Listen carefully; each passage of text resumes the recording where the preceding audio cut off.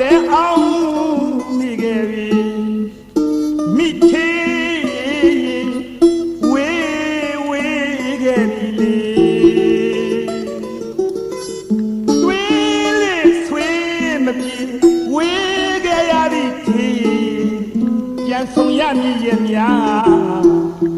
စောင့်သားကမျိုးနေမယ်လေတွေးကြည့်ရင်လေသေးကိုပဲခွေးစိတ်ကမပြေ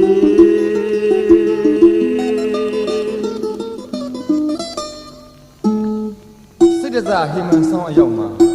အတိတ်ကမြစ်တာဇက်ကြောင်းကလေးတွေလည်းမမေ့နိုင်ခဲ့ပါဘူးထီးအတိတ်ကာလစိတ်တစားပကြီးကားချက်ကိုမှ